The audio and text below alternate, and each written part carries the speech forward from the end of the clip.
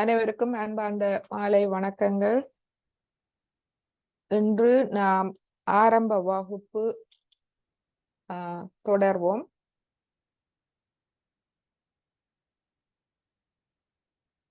கடந்த வகுப்புகளில் நாம் விசுதி சக்கரம், ஹம்சா சக்கரம் பற்றி பார்த்தோம்.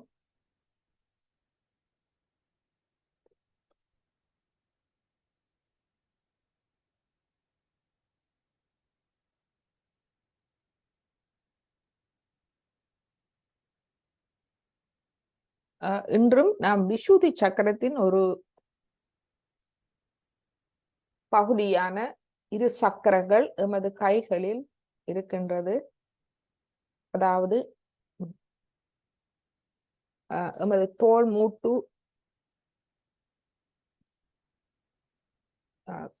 கை தோள் மூட்டு சந்திக்கும் இடம், அந்த பாகம், இந்த இரு பாகங்களில் எமது 2 சக்கரங்கள் இருக்கின்றது. எமது இடது பக்கத்தில் ஸ்ரீ லலிதா சக்கரம், வலது கை பக்கத்தில் ஸ்ரீ சக்கரம் என 2 சக்கரங்கள் இருக்கின்றது. இந்த சக்கரங்கள் விசுதி சக்கரத்தின் பகுதியாகும். விசுதி சக்கரத்தின் ஒரு பகுதி இந்த 2 சக்கரங்களும். இவையே எமது கைகளில் நாம் நுண்ணதிர்வுகள், அதாவது இந்த இறை சக்தியை உணர காரணமாக இருப்பவை. எனவே அந்த 2 சக்கரங்களை பற்றி இன்று பார்ப்போம்.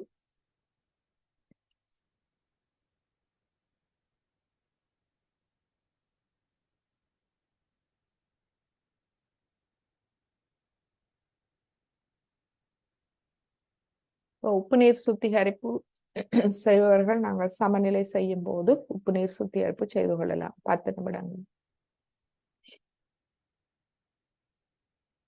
எப்பொழுதும் நாம் இருக்க வேண்டிய நிலை, இந்த நிலையிலேயே நாம் இருக்க முயற்சிக்க வேண்டும். not reacting, detached witness, அதாவது எதிர்வினை புரியாமல். டிட்டாச்ட் விட்னஸ் என்றால் எதிலிருந்தும் சிறிது தள்ளி அதை நாம் சாட்சி பாவமாக பார்க்கும் நிலை. எமது மனதில் எழும் எண்ணங்கள், கவலைகள், பிரச்சனைகளை கூட நாம் அவற்றிலிருந்து தள்ளி நின்று அவற்றை நாம் சாட்சி பாவமாக பார்க்கும் நிலை. இந்த நிலையே எமது தியான நிலை, ஆத்ம நிலை.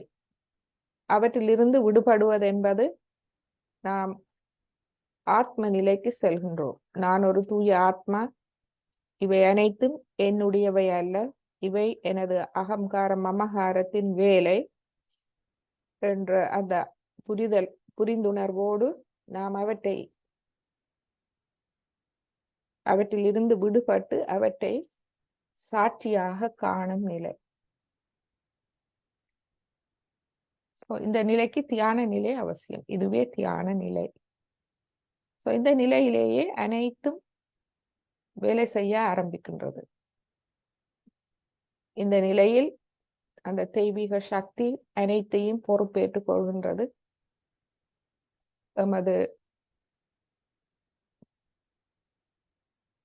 எமது வாழ்வில் நாம் அந்த தெய்வீக சக்தியின் வேலையை உணர ஆரம்பிப்போம்.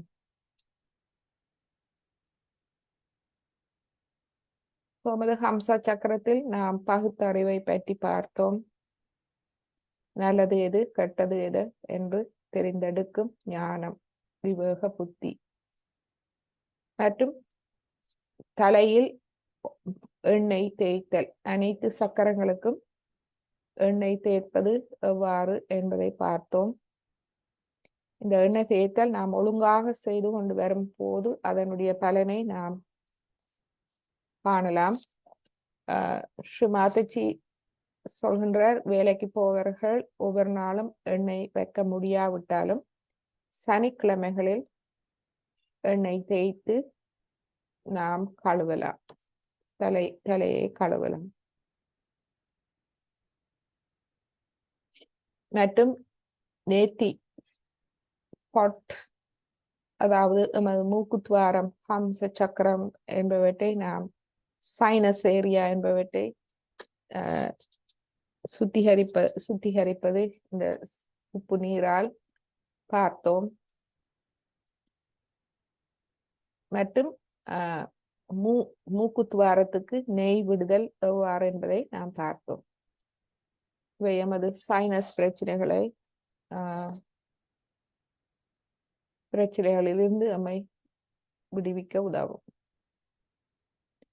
இன்று இந்த ஸ்ரீ சக்கரம் மற்றும் லலிதா சக்கரம் பற்றி நாம் பார்ப்போம்.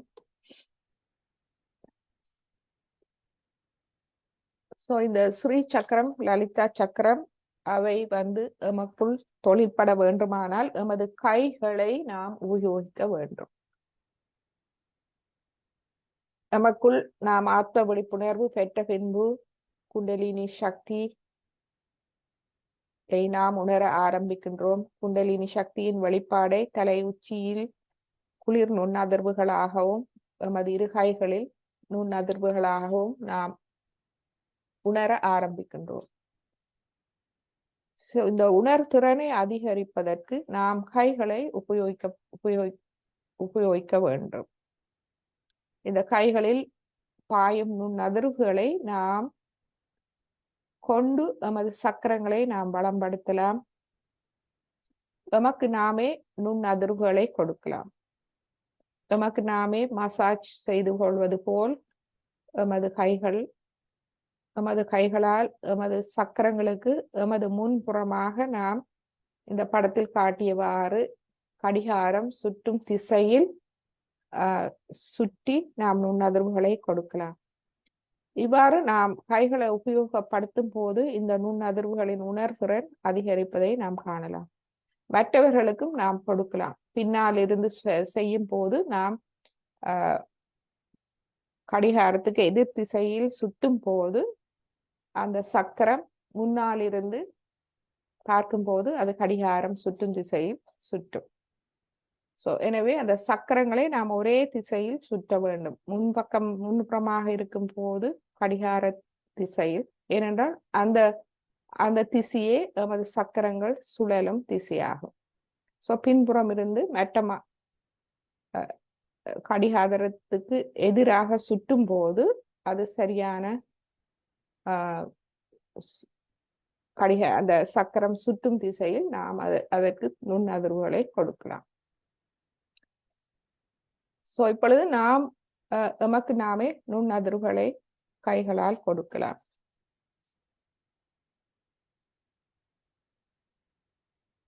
இன்றைய தியானம் எமது கைகள் மூலமாக நாம் பிரார்த்தனைகள், கைகள் மூலமாக நுண்ணதிர்வுகள் கொடுத்து எமது தியான நிலைக்கு எம்மை எடுத்து செல்ல நாம் என்று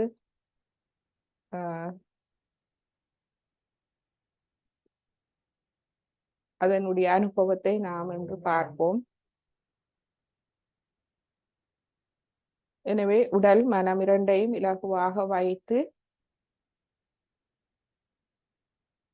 முதல் நாம் குண்டலினி அணையை எழுப்பி கவசம் இட்டுக் கொள்வோம். அதன் முன்பாக சிறிது எமது கைகள் எமது தலை உச்சியை அவதானிப்போம். கைகளில் நுண்ணதிர்வுகள் பாய ஆரம்பித்திருக்கின்றதா என்று பார்ப்போம். தலை உச்சியிலும் மனம் அமைதி அடைய வேண்டும்.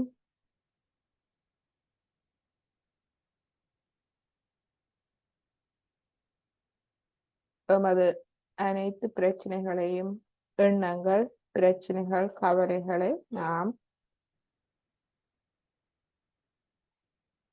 மன்னித்து விடுவோம்.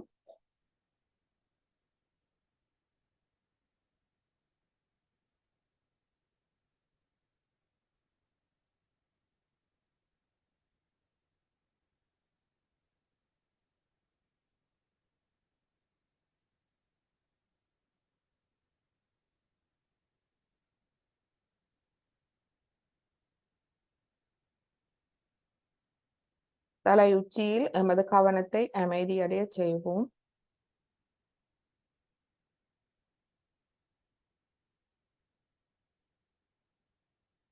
எமது கவனம் சாஸ்திரம் சுழுமுனை நாடி மூலாதாரம் அங்கு வைப்போம்.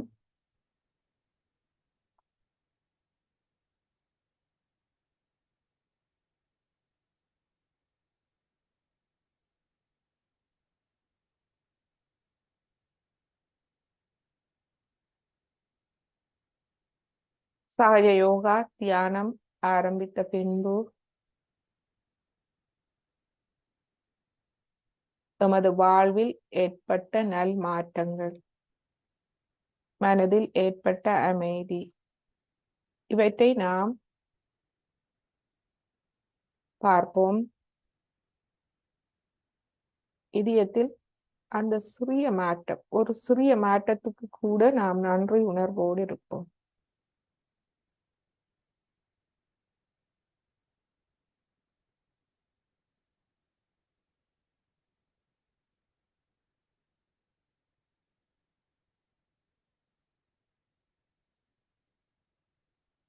மாத்துச்சி, இதுவரை எனக்கு கிடைக்காத மனதில் ஓர் அமைதி தெரிகின்றது. தங்கள் அருளால்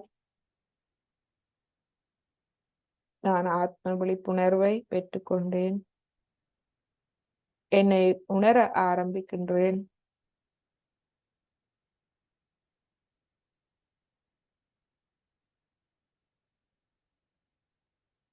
எனக்குள்ள அமைதியை உணர ஆரம்பிக்கின்றேன். சில வேளைகளில் அந்த அமைதி தற்காலிகமாக இருந்தாலும் நாம் அதை தியானம் மூலமாக உணர ஆரம்பிக்கும் போது தேவையில்லாதவை நம்மை விட்டு தானாக விலகுகின்றது.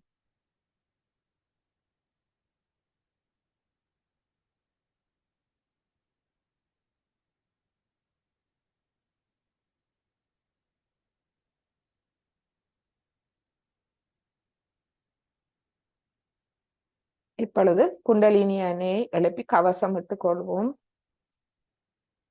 நமது கைகள் மூலமாக மெதுவாக மேலே எடுத்துக்கொண்டு வருவோம். ஒரு முடிச்சு போட்டுக்கொள்வோம். கைகளை கீழே கொண்டு வருவோம். இரண்டாவது தடவை இரண்டாவது முடிச்சு கைகளை கீழே கொண்டு வருவோம். மூன்றாவது தடவை 3 முடிச்சுக்கள் போட்டுக்கொள்வோம். இப்பொழுது கவசம் எடுத்துக்கொள்வோம். மூலாதாரம், சுவாதிஷ்டானம், நாபி, பவசாகரம், அநாகதம், விஷுதி, ஆக்யா, சாஸ்வா.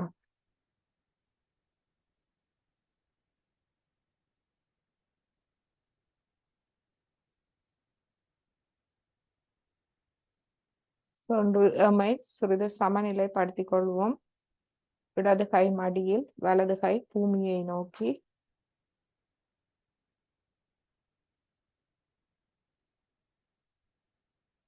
இந்த இடது நாடி சமநிலை செய்யும் போது நீங்கள் இடது நாடி சுத்திகரிப்பு அவசியமாயின் நீங்கள் ஒரு மெழுகுவர்த்தி உங்கள் இடது கை முன்னால் வைத்துக் கொள்ளலாம்.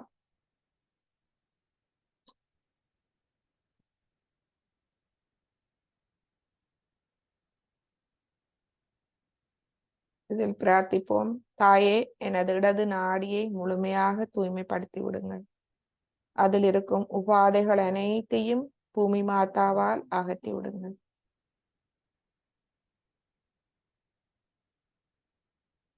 நமது இடது நாடி, இடது கை உள்ளம் கையை அவதானிப்போம். கவனம் தலை உச்சியில் இருக்கட்டும்.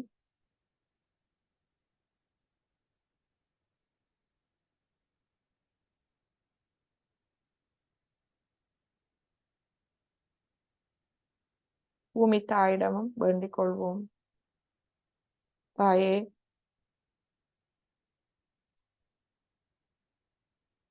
தாங்கள் எங்களை முழுமையாக கவனித்துக் கொள்பவர். எமக்கு உறைவிடம், உணவு அளித்து பாதுகாப்பளித்து எம்மை பராமரிப்பவர். தாயே, எம்மை முழுமையாக தூய்மைப்படுத்தி விடுங்கள்.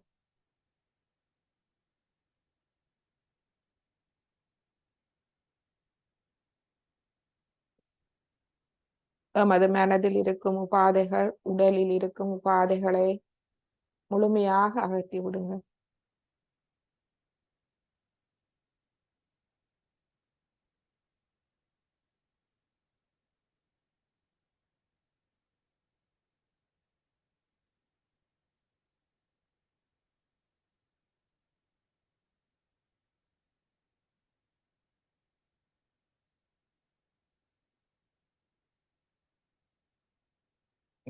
எனது கவனம் எங்கு இருக்கின்றது?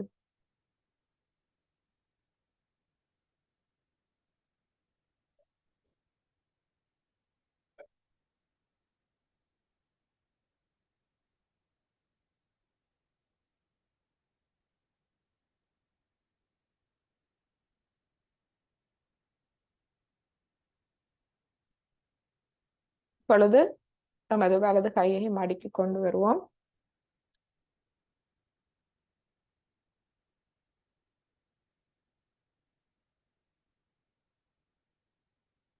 இப்பொழுது வலது கை மடியில் இடது கை ஆகாயத்தை நோக்கி வைப்போம். இங்கு நாம் பிரார்த்திப்போம். தாயே, எனது வலது நாடியை முழுமையாக தூய்மைப்படுத்தி தாருங்கள். எனது மன உடல் தொழிற்பாடுகள், அதீதமான மன தொழிற்பாடு, உடல் தொழிற்பாடுகள், அதனால் ஏற்படும் மேலதிக வெப்பம், சூடு, களைப்பு அனைத்தையும் முழுமையாக ஆகாய மார்க்கமாக வெளியேற்றி விடுங்கள். எனது மனதிலும் உடலிலும் ஆறுதலை தந்தருளுங்கள்.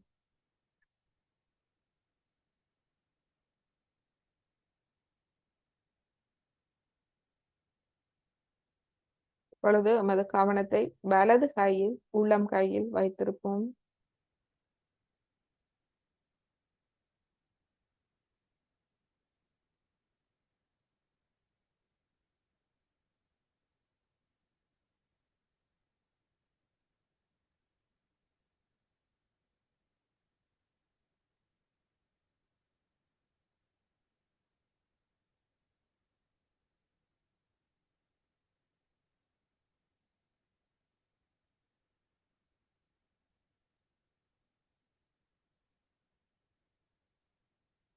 இப்பொழுது எமது வலது கையை எமது கல்லீரல் பகுதியில் வைப்போம்.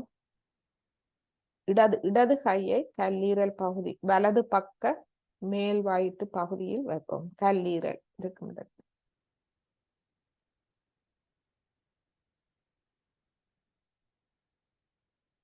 குண்டலினி தாயே, எனது கல்லீரலுக்கு வந்தருளுங்கள்.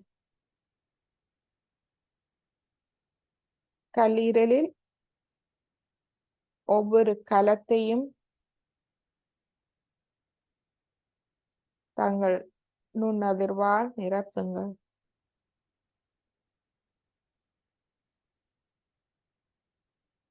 எனது கல்லீரலில் ஒவ்வொரு கலத்தையும் சீரமைத்து தாருங்கள்.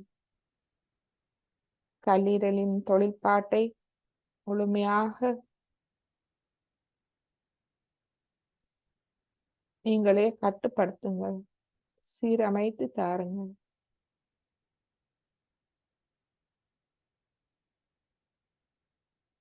எனக்குள் நல்ல உணவு பழக்க முறையை தந்தருளுங்கள்.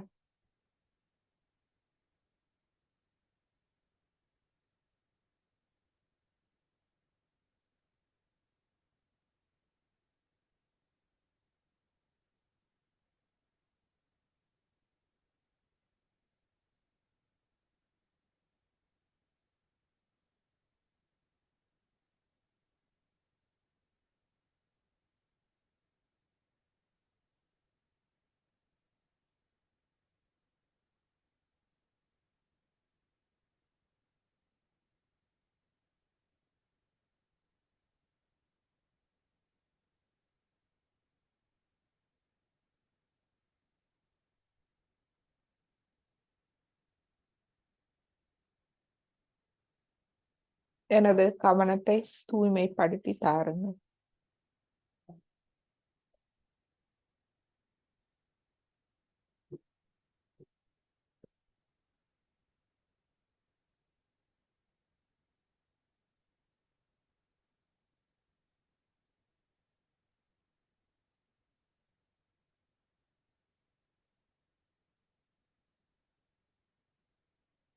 கல்லீரலில்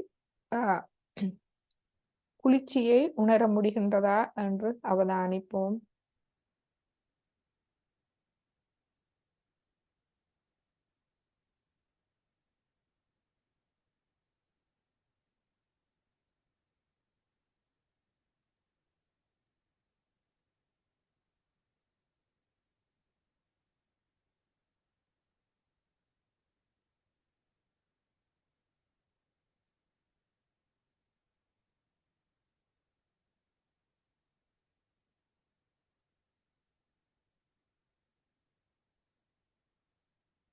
இப்பொழுது கல்லீரலுக்கு எமது வலது கையால் சிறிது நுண் அதிர்வுகளை வழங்குவோம்.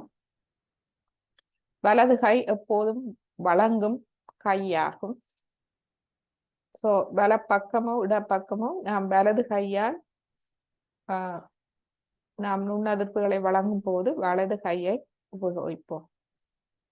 இடது கை நுண்ணதிர்வுகளை வாங்க வேண்டும். ஸ்ரீ மாதாஜியின் புகைப்படத்துக்கு நேராக வைத்து வலது கையால் எமது கல்லீரலுக்கு நாம் நுண்ணதிர்வுகளை கொடுப்போம். உங்கள் முன்பக்கம் வலது பக்க வயிற்றின் மேல் பகுதியில் நாம் கடிகாரம் சுற்றும் திசையில் சுற்றி வலது கையால் நுண்ணதிர்வுகளை கொடுப்போம். இங்கு கவனம் முக்கியம். கவனம் எமது ஆத்மாவில் தலை உச்சி குழியில் இருக்கட்டும். ஆத்மா என்பது எப்பொழுதும் சாட்சி பாவ நிலை. நான் ஒன்றும் செய்வதில்லை. அந்த தெய்வீக சக்தியே அனைத்தையும் செய்கின்றது. எனவே அந்த நிலையில் நாம் நுண்ணதிர்வுகளை கொடுப்போம். இடது கையில் நுண்ணதிர்வுகளை வாங்கி வலது கையால் நாம் எமது ஈரலுக்கு கல்லீரலுக்கு கொடுக்கின்றோம். நமக்கு தெரியும், கல்லீரல் மிகவும் முக்கியமான ஒரு உறுப்பு. இதுவே எமது கவனத்தின் நிலையாகும். எமது கவனத்தை தூய்மைப்படுத்துவது கல்லீரல். எமது அனைத்து உடல் உள்ளுறுப்புகளையும் கவனித்துக் கொள்வது, எமது உடலில் உள்ள நஞ்சு, மேலதிக வெப்பம் என்பவற்றை தணித்து அனைத்து உடல் உறுப்புகளின் தொழிற்பாட்டை சீரமைப்பது கல்லீரல்.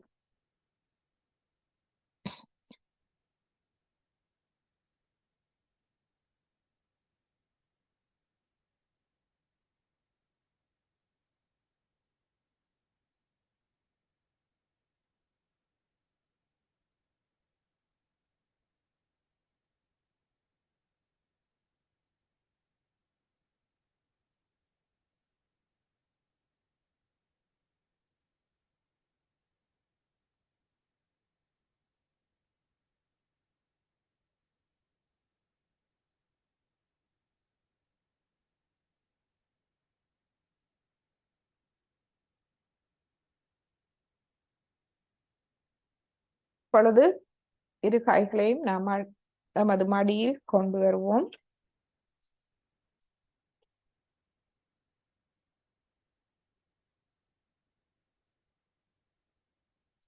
இன்று நமது நடு நாடிக்கு எமது வலது கையை உபயோகிப்போம். எமது வலது கையை முள்ளந்தண்டு அடிப்பாகத்தில் நாம் வைத்து மெதுவாக முள்ளந்தண்டு வழியாக மேலெடுத்து செல்வோம். தலை உச்சிக்கு கொண்டு செல்வோம். பின்பு தலை உச்சியில் எமது வலது கையை ஒரு 2-3 அங்குலம் உயர்த்தி பார்ப்போம்.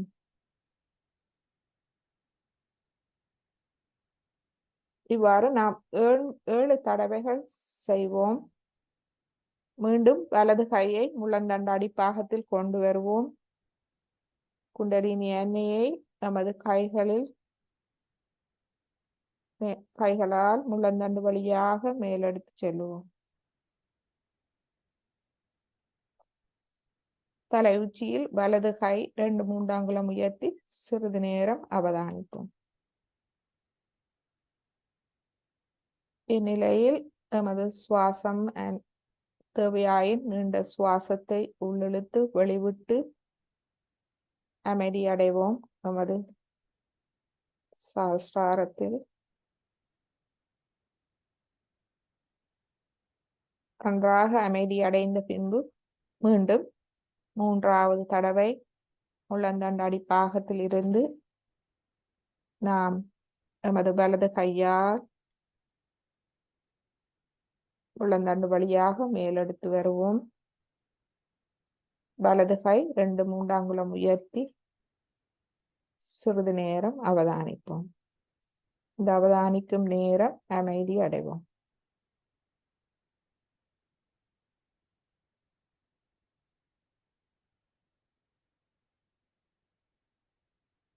அல்லது 4வது தடவை முள்ளந்தண்டு அடிப்பாகத்தில் இருந்து மெதுவாக முள்ளந்தண்டு வழியாக மேலே கொண்டு வருவோம்.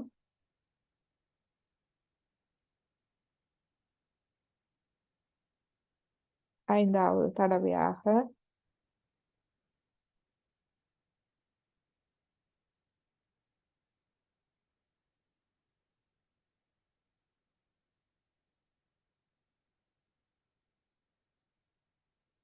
6வது தடவையாக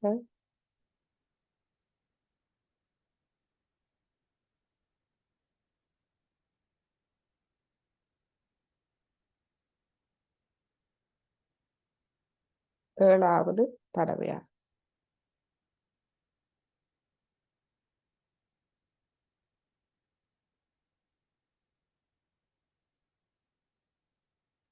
தலை உச்சி எமது வலது கை தலை உச்சிக்கு மேல் 2-3 அங்குலம் உயர்த்தி வைத்து அவதானிப்போம். எமது இடது உள்ளம் கை வலது உள்ளம் கை தலை உச்சி.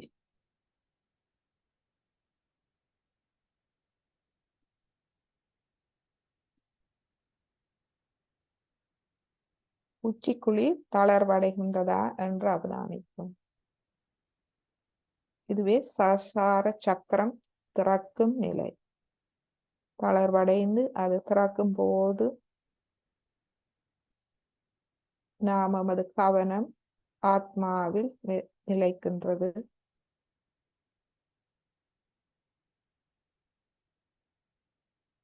இப்பொழுது நமது வலது கையை நாம் மடிக்கு கொண்டு வருவோம்.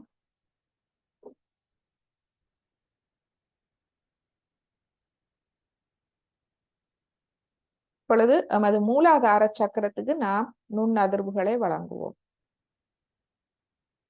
எமது முள்ளந்தண்டு அடிப்பாகத்தில் வலது கையால் கடிகாரம் சுற்றும் திசையில் நாம் சுற்றுவோம். அவ்வாறு வழங்கும் போது நாம் பிரார்த்தித்துக் கொள்வோம்.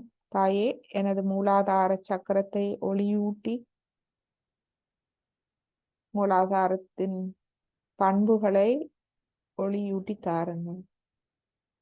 களங்கமில்லா குழந்தை உள்ளம், விவேகம், சமநிலை, நல்லொழுக்கத்தில் உறுதியாக நிற்கும் நிலை, தர்ம வழியில் உறுதியாக நிற்கும் நிலை என்பவற்றை எனக்கு தந்தருளுங்கள்.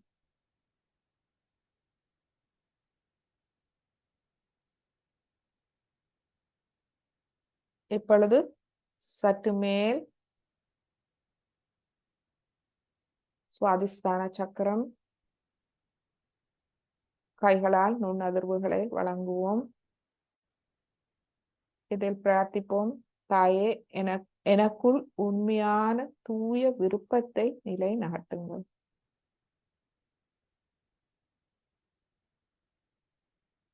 தூய தெய்வீக ஞானத்தை எனக்கு தந்தருளுங்கள்.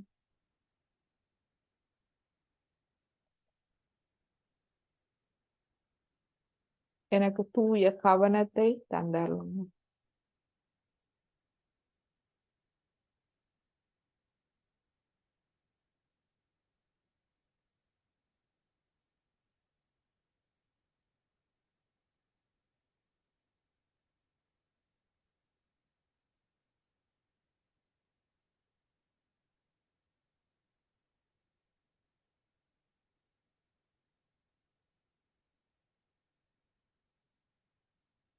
இப்பொழுது எமது வலது கையை நாபி சக்கரத்துக்கு எடுத்து வருவோம். தொப்புள் பகுதியில் இதில் நாம் பிரார்த்திப்போம். தாயே, எனக்கு உலக வாழ்வில் முழுமையான அமைதி, மன திருப்தி, மன நிறைவை தந்தரும்.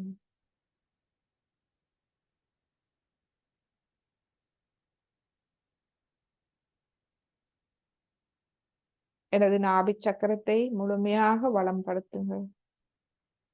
எனது நாபி சக்கரத்தில் இருக்கும் 10 இதழ்களையும் ஒளியூட்டி அதன் பண்புகளை எனக்குள் தந்தரும்.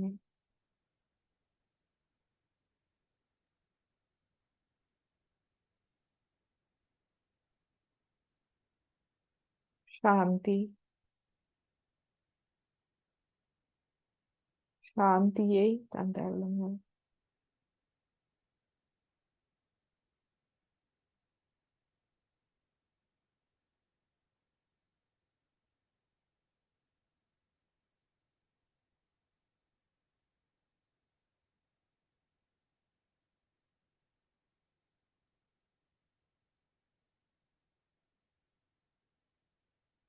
நான் ஒன்றும் செய்வதில்லை.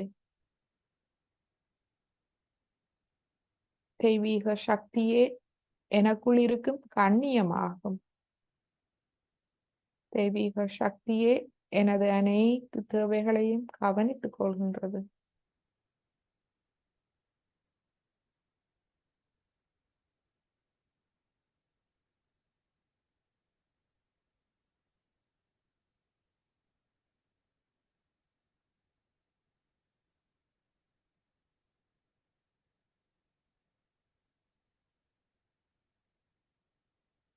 இப்பொழுது எமது கவனத்தை பவசாகரத்துக்கு கொண்டு வருவோம். எமது வலது கையால் பவசாகரத்துக்கு நாம் நுண்ணதிர்வுகளை கொடுப்போம். இந்த நுண்ணதிர்வுகள் கொடுக்கும் போது நாம் எமது சக்கரங்களில் பவசாகரத்தில் குளிர்ச்சியை உணர்கின்றோமா என்று பார்ப்போம்.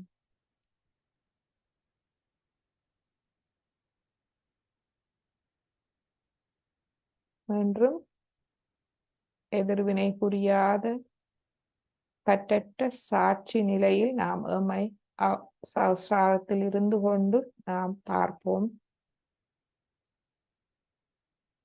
ஆத்ம நிலை, நான் ஒரு தூய ஆத்மா, பரம்பொருளின் பரபிரம்மத்தின் ஒரு அங்கம்.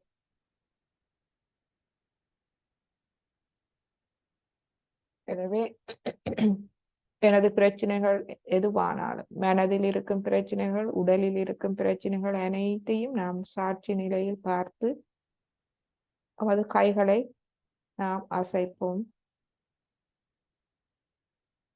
தெய்வீகத்தை வேலை செய்ய விட்டு விடுவோம். பவசாகரத்தில் நாம் பிரார்த்திப்போம். ஸ்ரீ மாதாஜி, நீங்களே எனது குருவாவீர்கள். தாங்களே எனது அன்னை குண்டலினியை எழுப்பி எனக்கு ஆத்ம விழிப்புணர்வை தந்தது. எனது பவசாகரத்தில் அன்னை குண்டலினியை முழுமையாக நிறுவுங்கள். அவரே என்னை முழுமையாக வழி நடத்தட்டும்.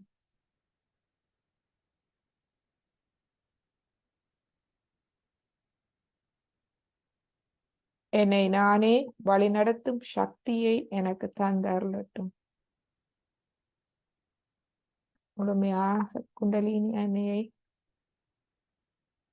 எனது தூய விருப்பத்தை முழுமையாக எனது பவசாகரத்தில் நிலைநாட்டுங்கள்.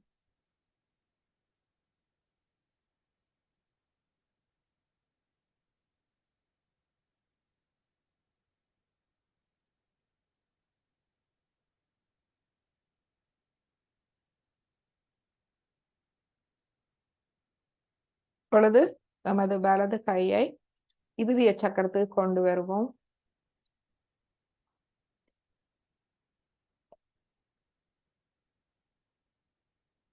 நமது வலது, இடது, நடு இருதயம் மூன்றுக்கும் சேர்த்து நாம் நுண்ணதிர்வுகளை கொடுக்கலாம்.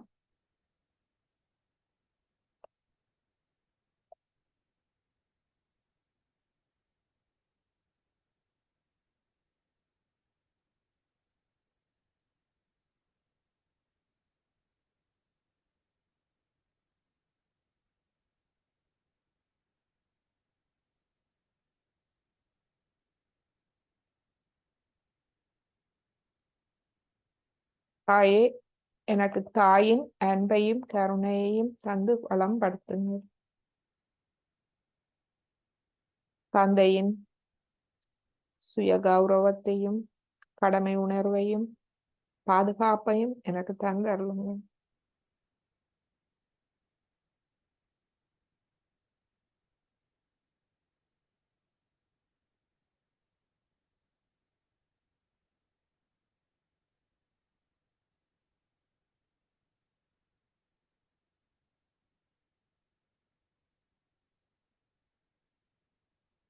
இப்பொழுது நமது விசுதி சக்கரத்துக்கு வருவோம்.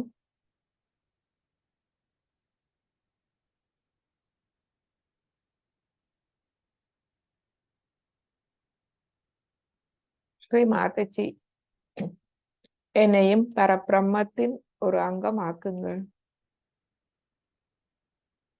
எனக்கு பற்றற்ற சாட்சி நிலையை தந்தருளுங்கள்.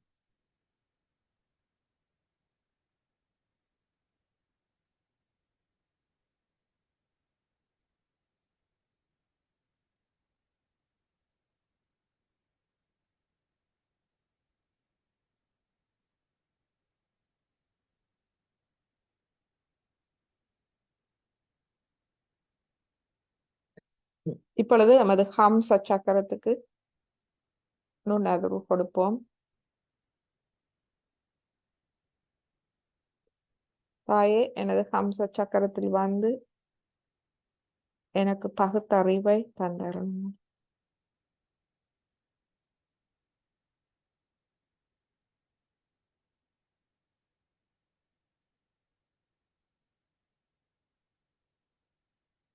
இப்பொழுது ஆகிய சக்கரம்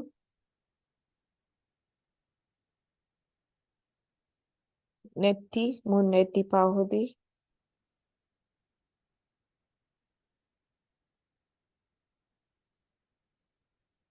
மன்னிப்பு.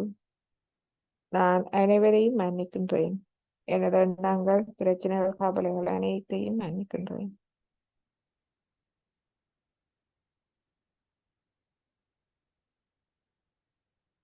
நான் மற்றவர்களை மன்னிப்பது போல் என் பிள்ளைகளையும் மன்னித்தருளுங்கள்.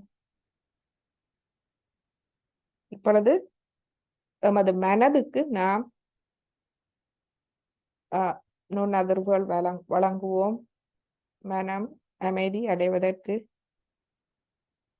இந்த நாம் நமது ஆகிய விசுதி இரண்டையும் சேர்த்து ஒருமித்து நாம் எமது முகத்துக்கு நுண்ணதிர்வுகள் வழங்க வேண்டும்.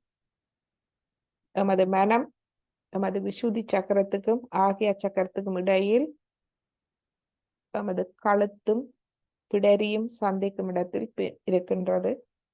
எனவே நாம் இரு சக்கரங்களையும் சேர்த்து நாம் நுண்ணதிர்வுகளை வழங்குவோம். இது எமது மனதுக்கு நாம் நுண்ணதிர்வுகளை வழங்குகின்றோம். மனதே எண்ணங்கள், கவலைகள், பிரச்சனைகள் எல்லாவற்றையும் கொண்டு வருவது. அகங்காரம், அமகாரத்தால் பாதிக்கப்படுவது. எனவே நாம் நமது மனதுக்கு நுண்ணதிர்வுகளை வழங்குவோம்.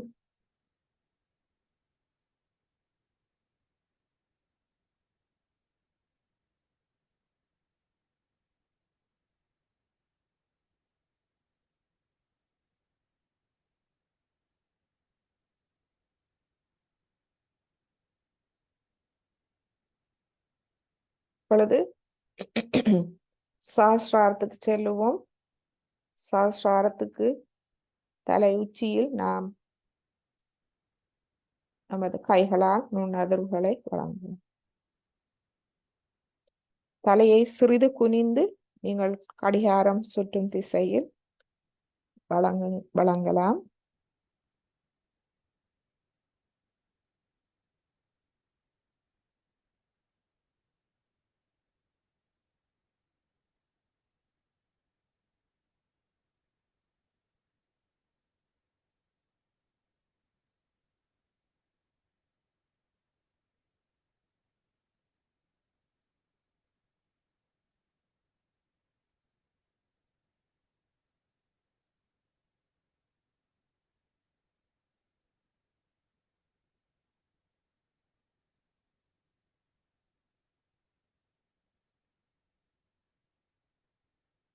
இப்பொழுது நமது இரு கைகளையும் நமது நெஞ்சு பகுதியில் வைத்து சிறிது அவதானிப்போம்.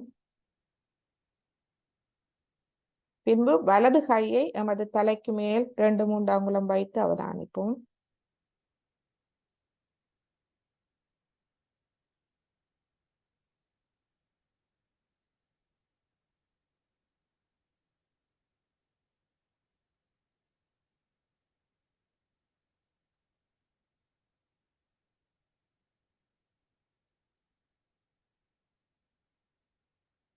தலை உச்சி இறுக்கமாக இருந்தால் நன்றாக ஒரு மூச்சை உள்வாங்கி வெளிவிட்டு அதை தளர்வடைய செய்யலாம். இப்பொழுது வலது கையை மடக்கி கொண்டு வந்து இடது கையால் சிறிது தலை உச்சியில் நாம் அவதானிப்போம்.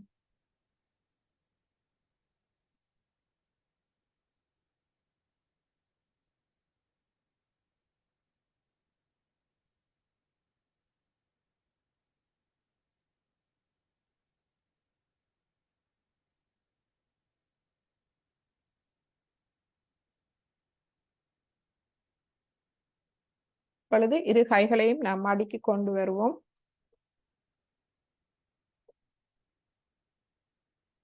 கொண்டு வந்து அமைதியான தியான நிலையில் இருந்து ஸ்ரீமாதஜியின் ஒரு சிறிய வீடியோவை இப்பொழுது பார்ப்போம். இந்த அமைதி நிலையில் இந்த அமைதி நிலையை பேணுவோம்.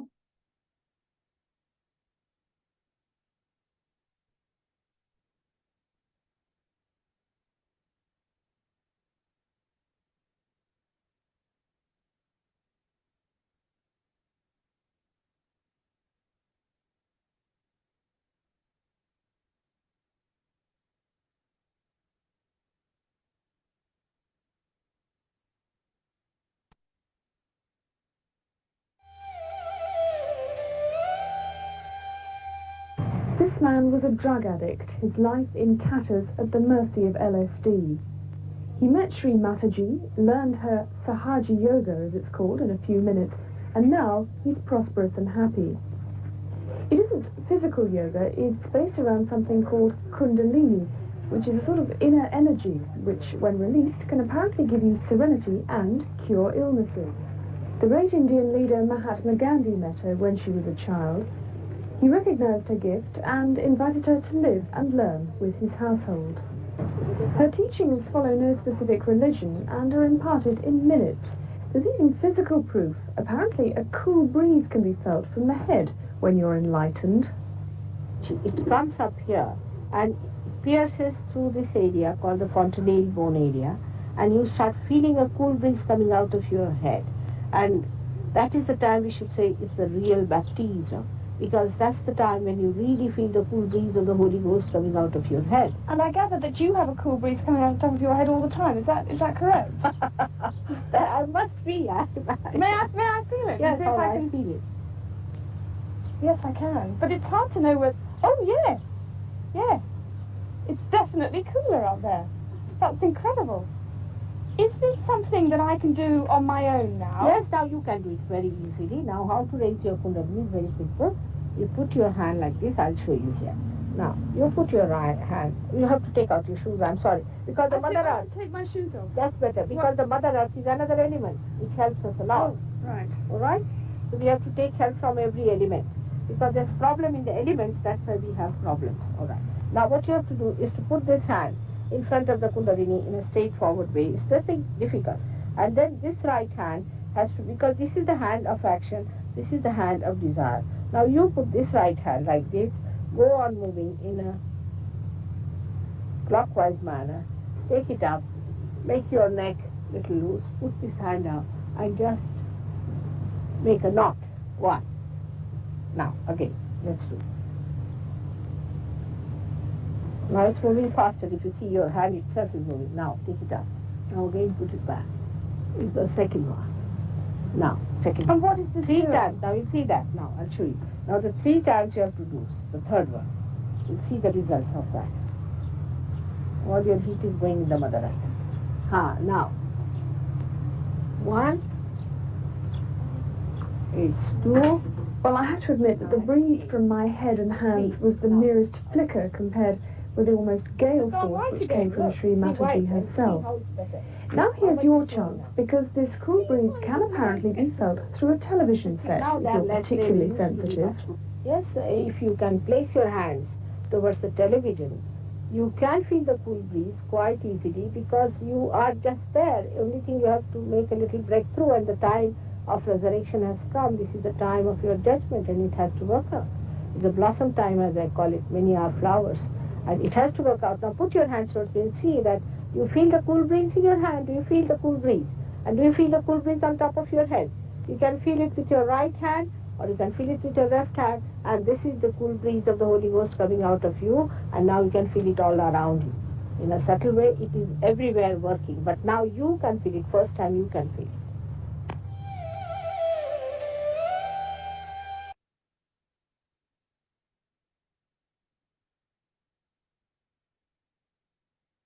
So, ஸ்ரீமாதிஜி இந்த உணர்திறனை நமக்கு தந்திருக்கின்றார். இந்த உணர்திறன் எமது கைகளில் இருக்கும் லலிதா சக்கரம் மற்றும் ஸ்ரீ சக்கரத்தின் ஆசீர்வாதங்களாகும். ஸோ இந்த நிலையில் நாம் ஸ்ரீமாதிஜி இந்த ஸ்ரீ சக்கரம் லலிதா சக்கரத்தை தட்டி ஆட்டும் ஒரு உரையை நாம் கேட்போம்.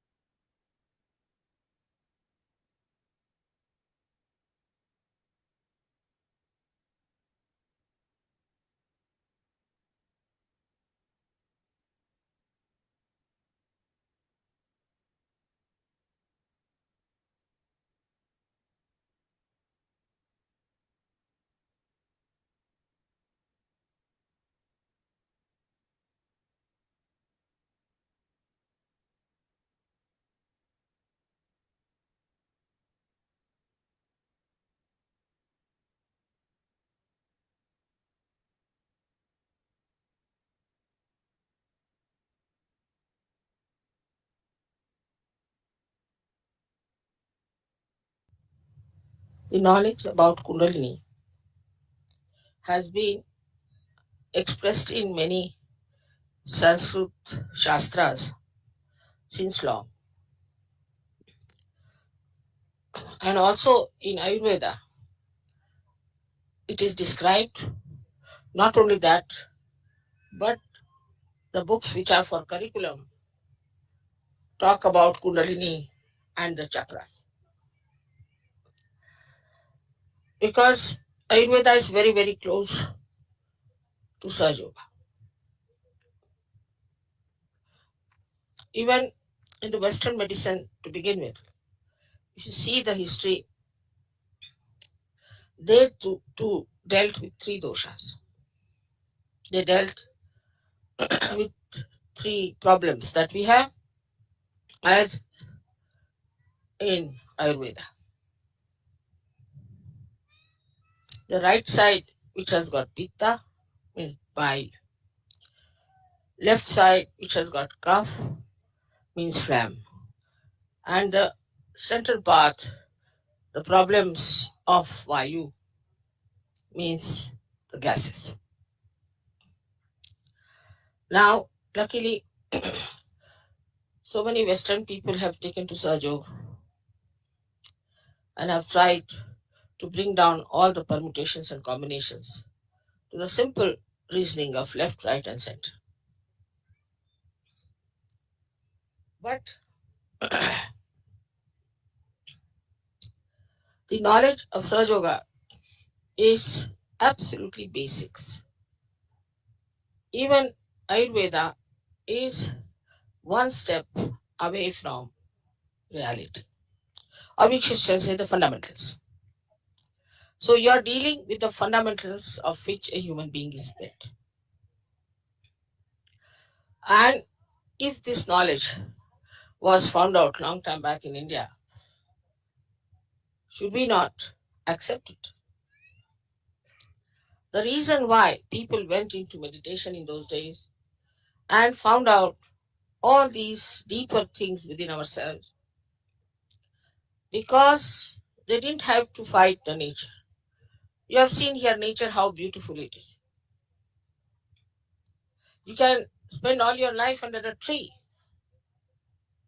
While in the West, even before getting out of the house, you have to take at least 15 to 20 minutes to be prepared to go out.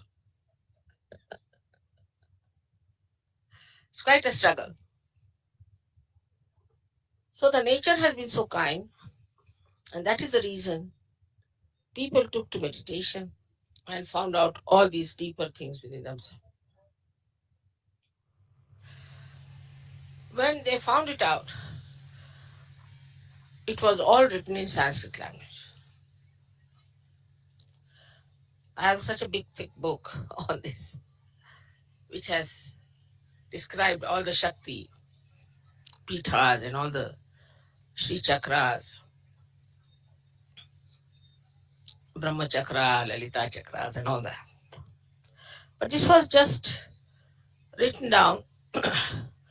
Hardly any person got realization. But in any other language, like Marathi or Hindi, which was spoken and written by common people, nothing was done. Nobody knew about it. Only a few people who read about it, especially the Shaivas, they went into the research and they went into the work. But very few people really got realization. Very, very few. Then in the 12th century, only the Nath Panthis, who were experts of Sanskrit, were following it rigidly, that one master should have one disciple, not more than that. This was their tradition. But in the 12th century, Gyanadeva, Gyaneshwara, who was another Nath Panthi, his guru was his own brother. He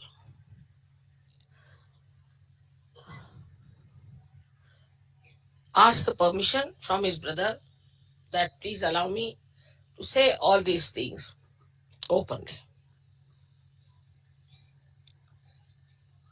At least to say in Marathi language. Because the common people don't know anything about this knowledge. So he allowed him, and he wrote the 6th chapter of Ganeshwari, in which he described Kundalini. But it was in the 12th century. After that, many saints talked about it. Where we went yesterday to Satara, that's the place where Sri Ramadasa lived. He said that Kundalini, somebody asked how much time does it take to raise the Kundalini. He said that kshan means that moment. But the person who wants to take it should be deserving. And the one who wants to give should be capable. It's a big condition. This is such a big if, capital if actually. As a result, very, very few people got their realization. And those who were born as realized soul found it impossible to talk to people. Gyaneshwara, such an enlightened soul himself, wrote one beautiful book called Amrutanubhava, which I will try to translate, which is very joy-giving. To me, at least, it's very great joy-giving. He went so deep into the understanding of this joy. I wish English language would provide me that subtlety to translate that book. That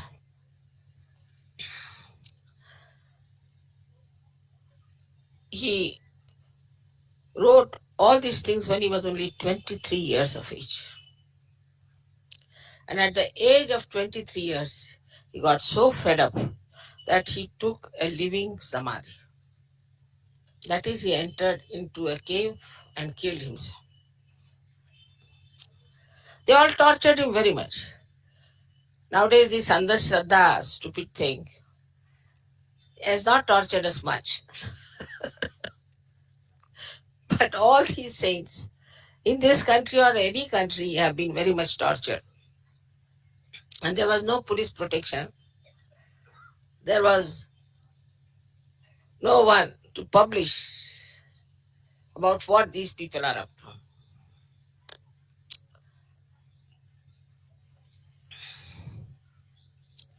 Despite all that, I find there are many Sahajogis who are now occupying very big positions in the government.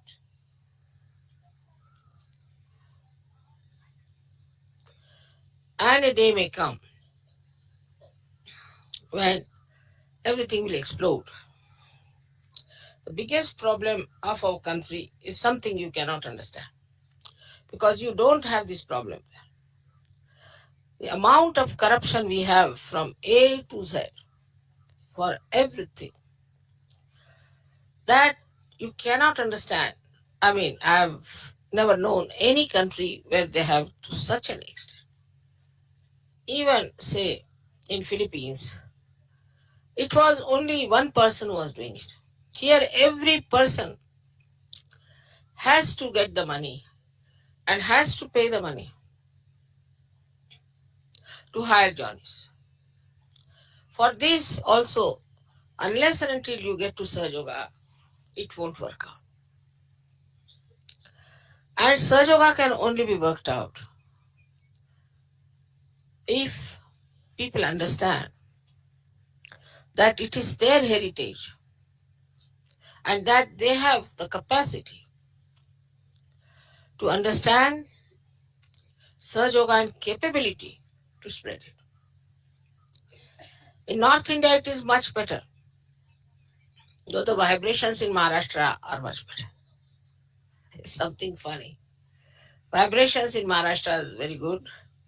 The people in the North India are very good Sahajogis, and there are many, many, many in number. We can't say even in Bombay we get about 12,000 people for my programs. But still,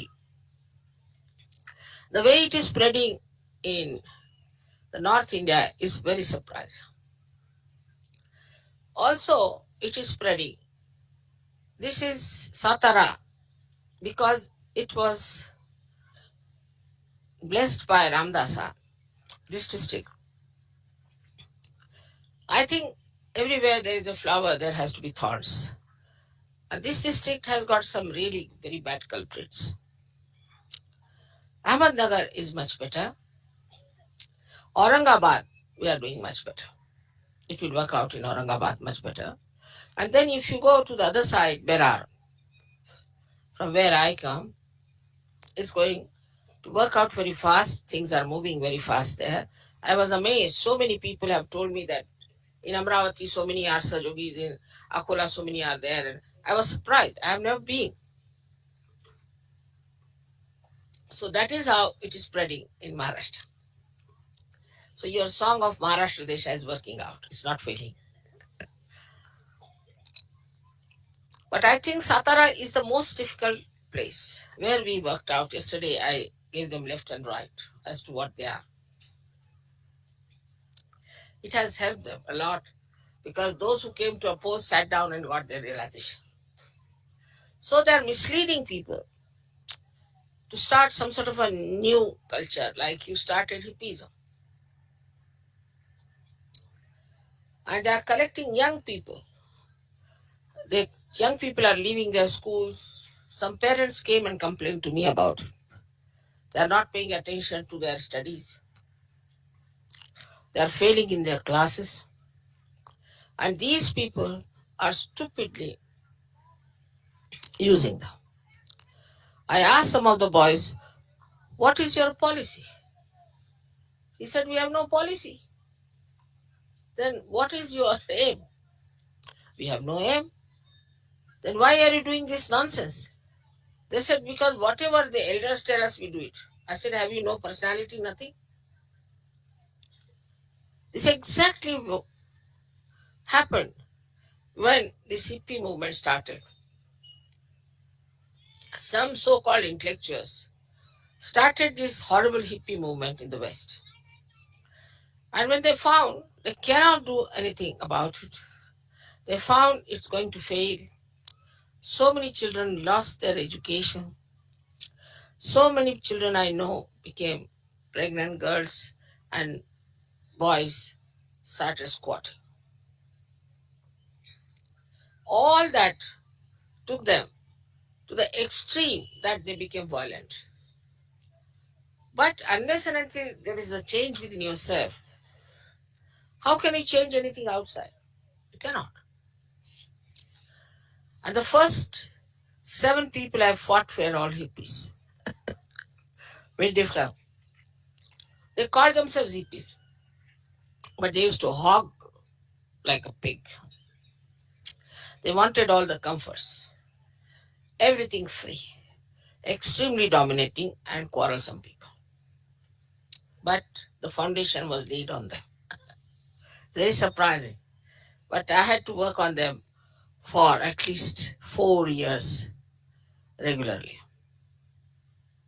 ते लोक आले त्यांना बोलून घ्या तिकडनं कोण येते लक्ष ठेवा जरा इकडे बोलवा असे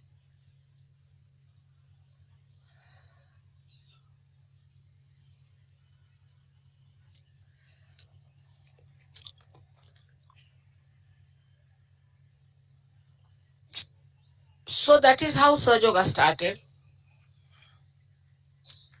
And today you know how much it has spread, how far it has gone. Only in Maharashtra this problem is there of so-called intellectuals. They call themselves, but they have no intelligence. I talked to one man, I got fed up. He didn't know anything about spirituality, didn't know anything about medicine, he didn't know anything about science. I said, now what do you know? It was impossible. So such people who are jobless, we call them Rikam Tekade, they have no work. They are starting all such things, and we should not be upset with them. They are trying to create problems, and they are getting money from some sources. They are afraid. I think the politicians are afraid, perhaps, that Sahaja Yoga may turn their tables down. Because we believe in honesty. And maybe a day may come when these honest people might harm them, perhaps, I do not know why. This may be one of the reasons. These people are frightened of us. Whatever it is, we have to understand that for doing any great work, one has to sacrifice. Of course, you are not going to be crucified like Christ. No. Nor you have to sacrifice as my parents sacrificed for the independence of this country. Nor you are going to be tortured. But little inconveniences you may have. But I must thank you very much because of your coming here and singing Marathi songs. They are quite impressed. And they think it's only possible because you are also Jews. Otherwise, you could not have done it. So if there are any inconveniences, think that it's a joke. That's all.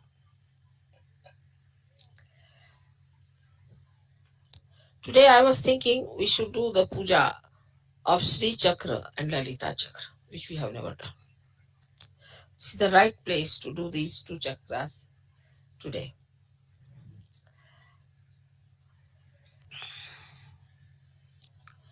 Lot has been written about Sri Chakra and about Lalita Chakra.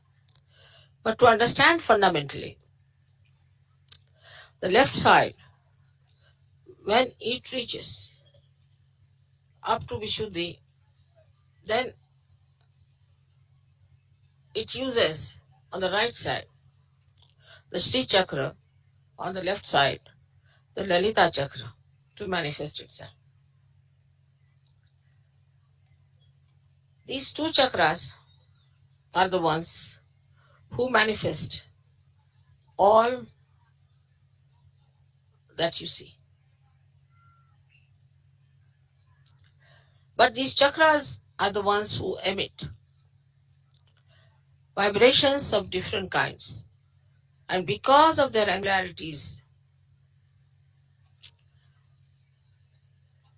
like if you have some sort of a cardboard attached with small, small holes of different colors, which rotates all the time, you get different colors. Also, you can get different permutations and combinations. In the same way, different permutations and combinations are created. And that is how you get all the advantages of Sahaja Yoga. So these two chakras are very important. I do not know if you know of any mantras about Sri Chakra, but I'll give you a book. Later on, I'll translate it to you and you can compose something for Sri Chakra. Sri Chakra on the right side, Lalita Chakra on the left side. So what we are really worshipping today is Mahasaraswati power and Mahakali power, both put together. So now we've started combining things, not individual. Now these two energies are very important.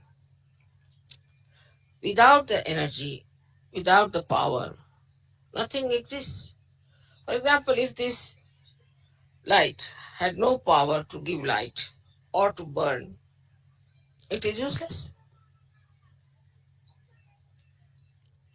In the same way, without getting your realization, you are useless because your power is not awake, at least not complete. But these two powers give us lots of benefits even without realization. Whatever you see in this world created is done by these two chakras of the Adishakti.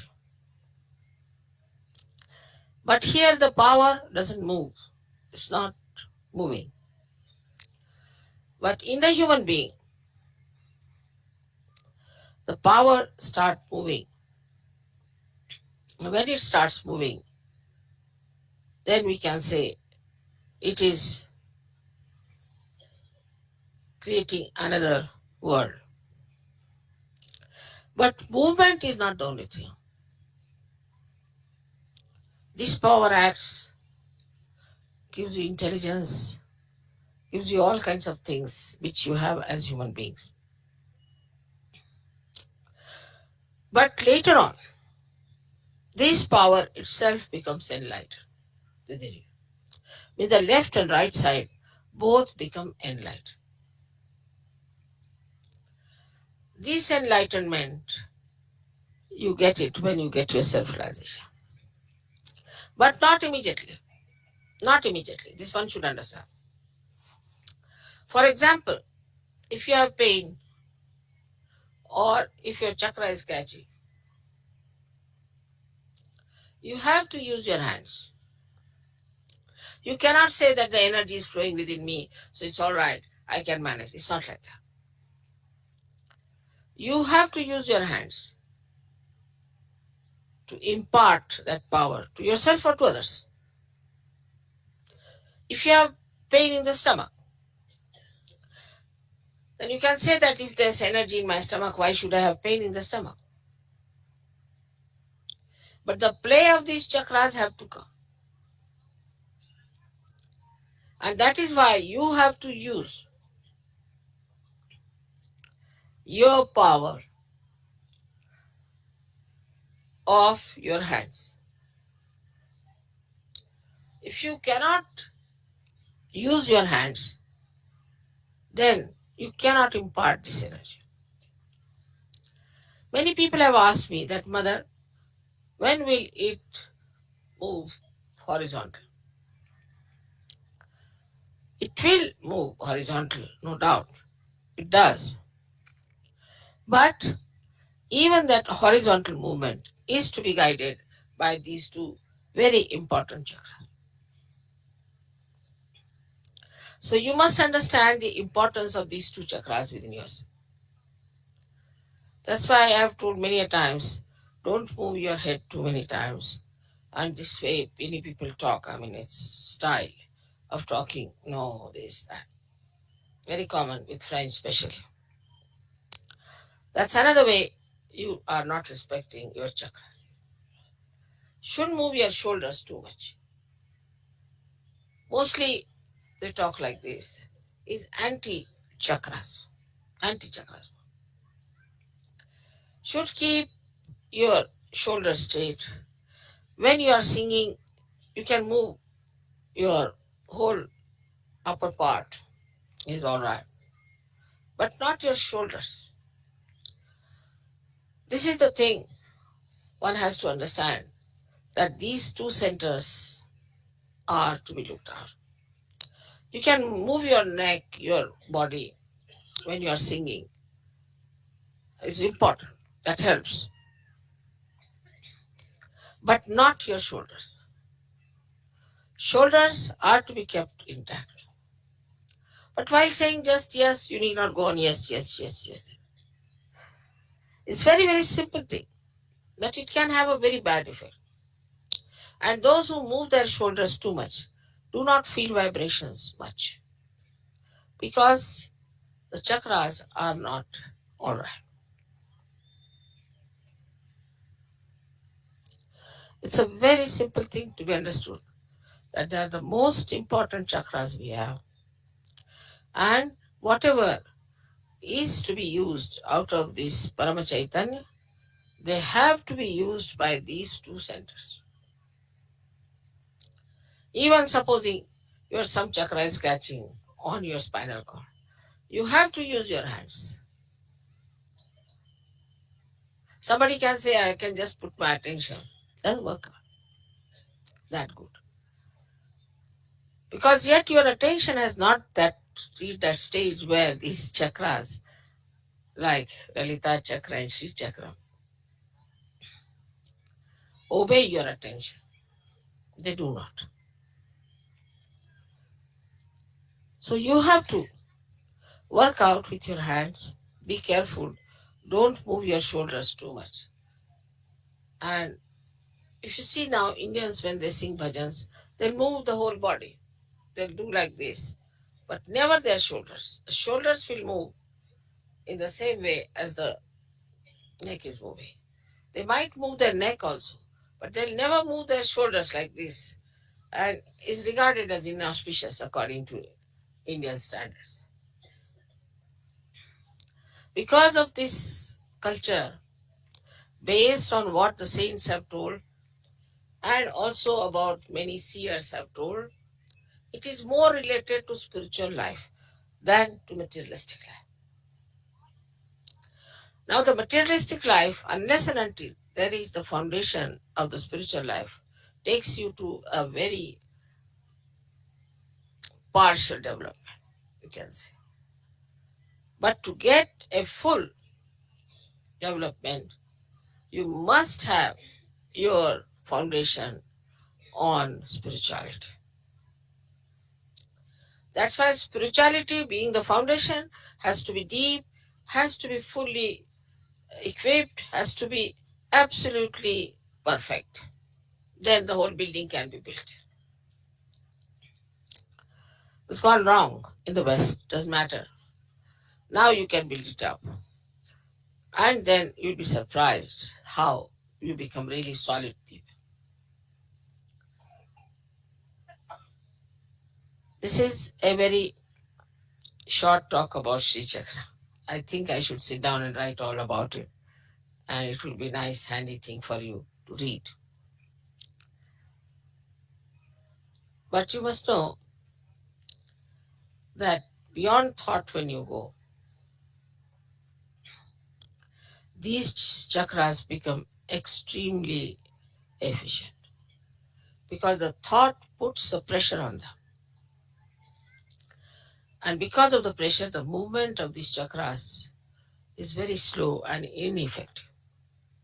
But once you can get out of your thoughts and go into thoughtless awareness, then these chakras start working it out and you start moving much deeper into your own being.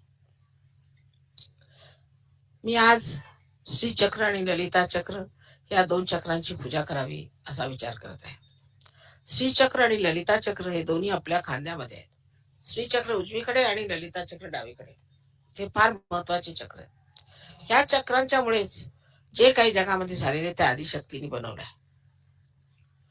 हा आणि था किंवा महाकाली आणि महालक्ष्मी, महाकाली आणि महासरस्वती ह्या 2 शक्त्यामुळे आपली डावी आणि उजवी बाजू बनलेली आहे. पण ह्या शक्त्यांना चालवणारे जे चक्र आहेत ते पहिल्यांदा अनुक्रमे ललिता चक्र आणि श्री चक्र आहेत. म्हणूनच जोपर्यंत तुम्ही हात लावत नाही किंवा हाताने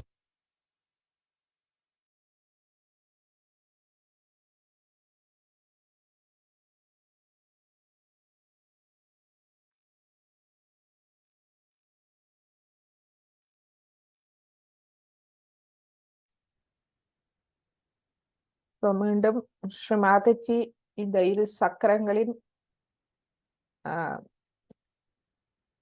நன்றான தொழிற்பாட்டுக்கு எமது சிந்தனையற்ற தியான நிலை மிகவும் அவசியம். ஏனென்றால் நாம் சிந்திப்பதை நிறுத்தி அமைதியடையும் போதே எமது அனைத்து சக்திகளும் தொழிற்பட ஆரம்பிக்கின்றது. எனவே இந்த தியான நிலையின் முக்கியத்துவத்தை நாம் இதன் மூலமாக உணர்ந்து கொண்டோம். இந்த தியான நிலையில் நாம் நமது கைகள் மூலமாக நுண்ணதிர்வுகளை எமது சக்கரங்களுக்கு, எமது உடலில் தேவையான இடங்களுக்கு நாம் வழங்கலாம்.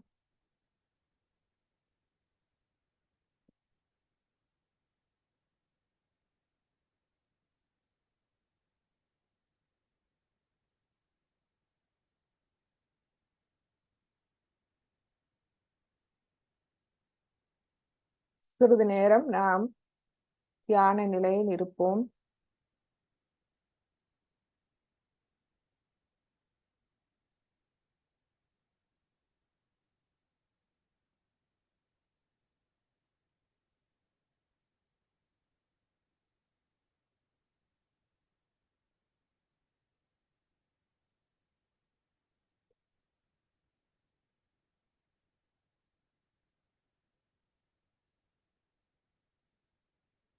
ஸ்ரீ மாதாஜி ஆரம்ப காலத்தில் சாயோகிகளோடு அவர்களுக்கு உதவும் போது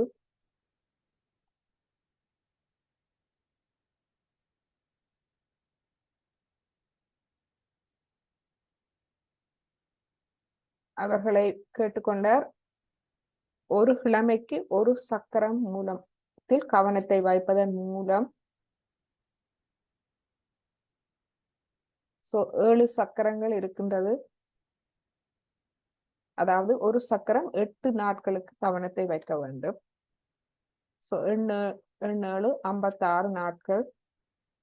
முதல் 8 நாட்கள் மூலாதாரம், அடுத்த 8 நாட்கள் சுவாதிஷ்டானம், அடுத்த 8 நாட்கள் நாபி.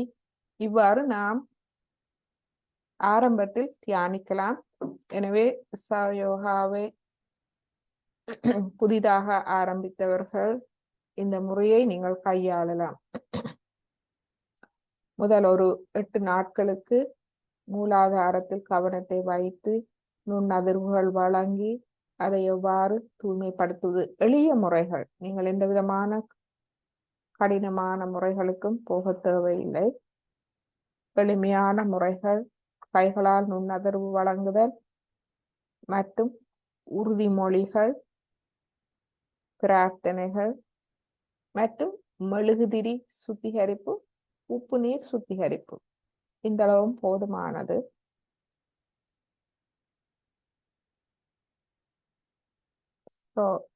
தியான நிலை, அதாவது இந்த எண்ணங்கள் இல்லாத தியான நிலையே முக்கியமானது.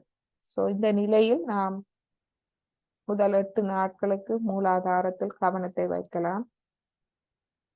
தொடர்ந்து 8 நாட்கள் சுவாதிஷ்டானம். இவ்வாறு 7 சக்கரங்களாக நீங்கள் செய்து பார்க்கலாம்.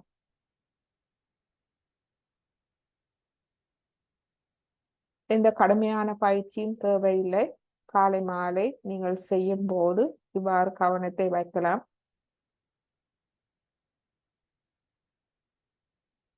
இது நமது சக்கரங்களை பற்றிய அறிவை நாம் ஞானத்தை பெற்றுக்கொள்ள உதவும் மற்றும் எமது கைகளை உபயோகித்து அதனால் பெறும் அனுபவங்களையும் நாம் பெற்றுக்கொள்ளலாம். எனவே இப்பொழுது குண்டலினியை எழுப்பி கவசம் விட்ட பின்பு இந்த கைகளில் வரும் நுண் அதிர்வுகள் மூலமாக விவசாயத்தில் எவ்வாறு இந்தியாவில் முன்னேற்றம் காண்கிறார்கள் என்ற ஒரு சிறிய வீடியோவை நாம் பார்ப்போம். இப்பொழுது நாம் குண்டலினியை எழுப்பி கவசமிட்டுக் கொள்வோம். முதலாவது தடவையாக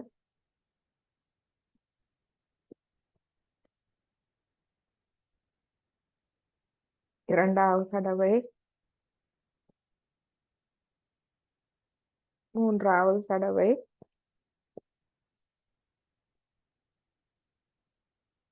கவசம், மூலாதாரம்,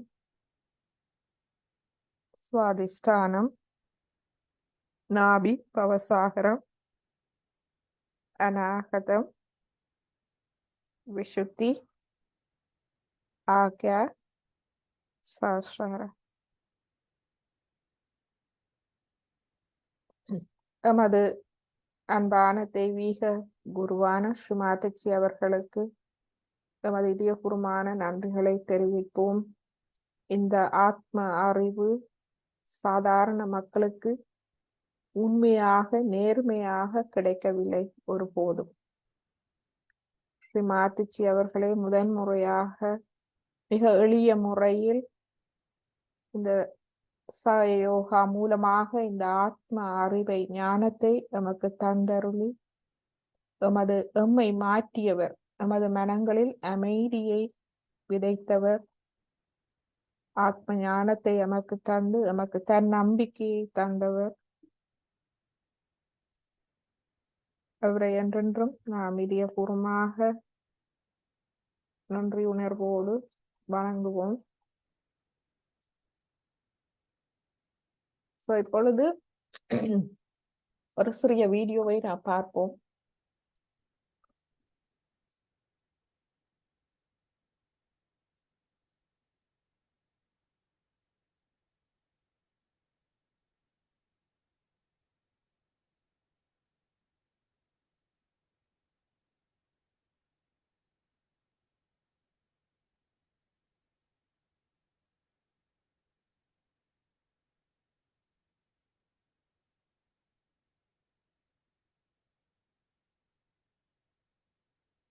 இந்த நுண் அதிர்வுகளை நாம் மரங்களுக்கு கொடுக்கலாம். பல மரங்களுக்கு கொடுக்கலாம், விலங்குகளுக்கு கொடுக்கலாம். ஆடு, மாடு, நாய், வீட்டில் நாய் வளர்த்தால் அவர்கள் இதற்கு மிகவும் அவர்கள் அதை உணர்வார்கள். மிருகங்கள் அதை உணரக்கூடியதாக இருக்கும். மற்றும் எமது சக்கரங்களுக்கு எமது உடலை நாம் ஊட்டமளித்து நோய்களை குணப்படுத்த நாம் பயன்படுத்தலாம். எனவே இப்பொழுது சிறிய ஒரு வீடியோவை பார்ப்போம்.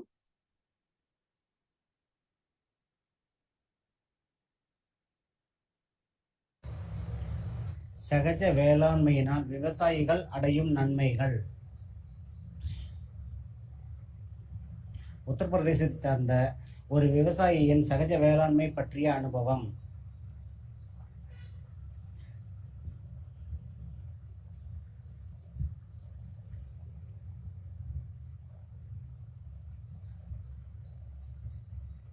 ஜெய் ஸ்ரீ மாதாஜி. பரம்பூஜ்ய ஸ்ரீ மாதாஜி நிர்மலா தேவியின் அருளால் இந்தியா முழுவதும் சகஜ யோகா வேளாண்மை பற்றி பிரச்சாரம் நடந்து வருகிறது. இதனைத் தொடர்ந்து உத்தரப்பிரதேசத்தில் உள்ள செடியா கேரா என்கிற கிராமத்தில் நான் இருக்கின்றேன்.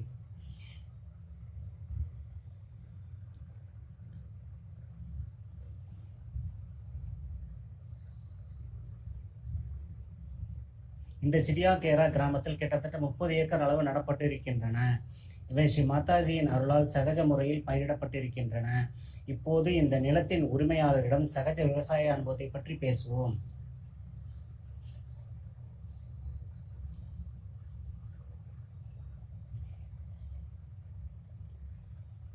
இந்த பயிர்களை நீங்கள் எப்படி சகஜ முறையில் வளர்த்துள்ளீர்கள் என்பதை பற்றி சில தகவல்களை பெற விரும்புகின்றோம். நீங்கள் முதல் முறை சகஜ முறையை பயன்படுத்தினீர்கள் அல்லவா?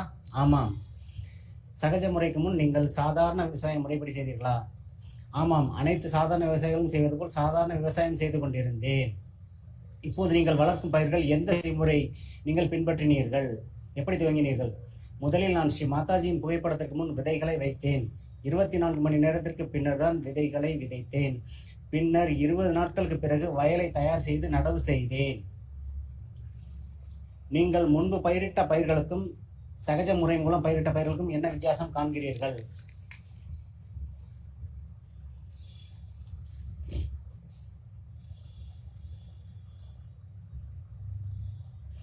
மிகப்பெரிய வித்தியாசம் இருக்கின்றது. எனக்கு மட்டும் இல்லை, ஆனால் இந்த பயிர்களை பார்க்கும் மற்ற மக்களும் பெரிய வேறுபாடு உள்ளது என்று கூறுகிறார்கள். இந்த பயிர்கள் சாலையின் அருகே உள்ள வயல்வெளியில் இருப்பதனால் இவ்வழியாக செல்லும் பலர் வித்தியாசத்தை காண்கிறார்கள். வித்தியாசம் என்னவென்றால் குறைந்த செலவில் குறைந்த தண்ணீர் பயன்படுத்தி அதிக மகசூல் கிடைக்கிறது. சரி சகோதரரே, இந்த பயிர்களை நட்டு எத்தனை நாட்கள் ஆகின்றன? இன்றுடன் கிட்டத்தட்ட 50 நாட்கள் ஆகிறது. ஏனென்றால் நான் ஜூன் மாதம் 20ஆம் தேதி பயிரிட்டேன். இன்று ஆகஸ்ட் 10ஆம் தேதி ஆகிறது. ஆகவே 50 நாட்கள் ஆகின்றன. சரியா? ஆமாம். எனவே இந்த 50 நாட்களில் நீங்கள் எவ்வளவு தண்ணீர் பயன்படுத்தினீர்கள்? தண்ணீரை பற்றி கேட்கவே தேவையில்லை. எப்பொழுதெல்லாம் வயலில் பாசனம் செய்ய வேண்டும் என்று நினைக்கின்றோமோ அப்பொழுதெல்லாம் ஸ்ரீ மாதாஜியின் அருளால் மழை பெய்யும். ஏனெனில் நம்மை சுற்றியுள்ள மக்களும் மற்றவர்களும் வயல்கள் வைத்திருக்கின்றார்கள். 20 நாட்களில் 7 முதல் 8 யூனிட் தண்ணீர் உபயோகிக்கின்றார்கள். ஆனால் நமக்கோ அதே அளவு தண்ணீர் 50 நாட்களுக்கு வருகிறது. மிகவும் நல்லது. மேலும் ஒரு விஷயம் நான் உங்களிடம் தான் அறிந்தேன். அதாவது இந்த பயிர்களில் சாலையின் அருகே இருக்கின்றன. இவற்றிலிருந்து நறுமணம் வருகிறது என்று அதை பற்றி எங்களுக்கு கூற முடியுமா?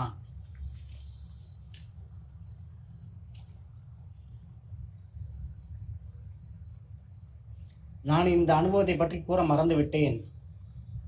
நீங்கள் இங்கே பார்க்கலாம், இந்த வயல் சாலைக்கு அருகாமையில் இருக்கின்றது.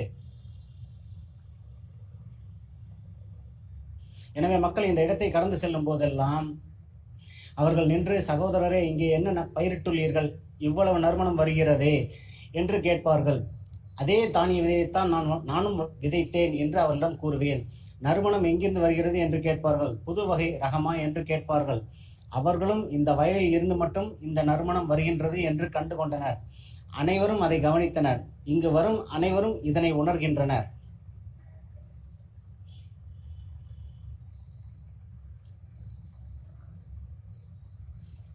மிகவும் நன்றி சகோதரரே. ஜெய் ஸ்ரீமத்.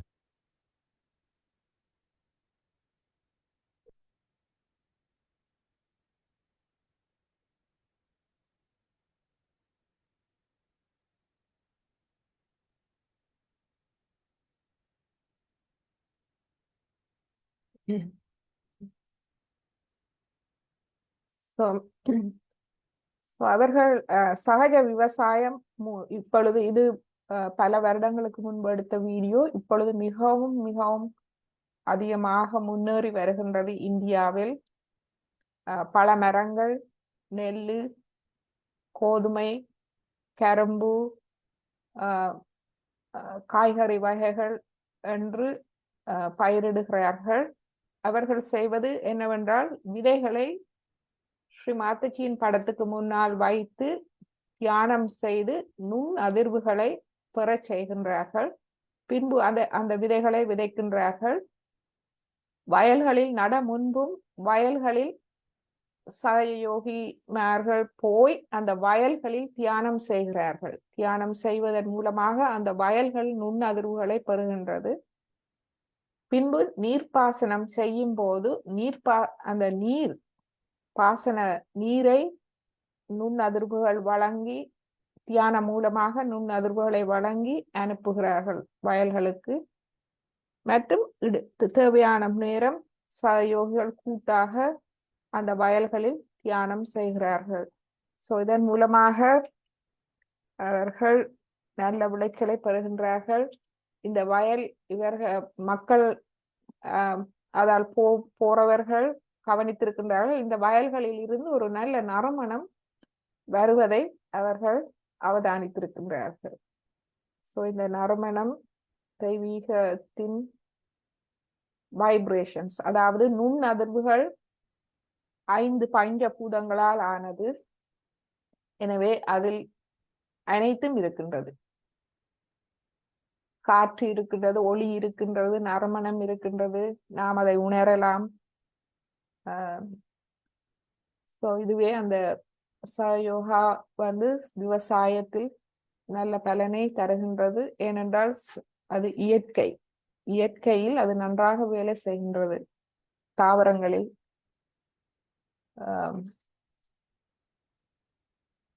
ஃபேஸ்புக் அன்பர்கள், நாம் இப்பொழுது நமது ஒளிபரப்பை நிப்பாட்டிக் கொள்கின்றோம்.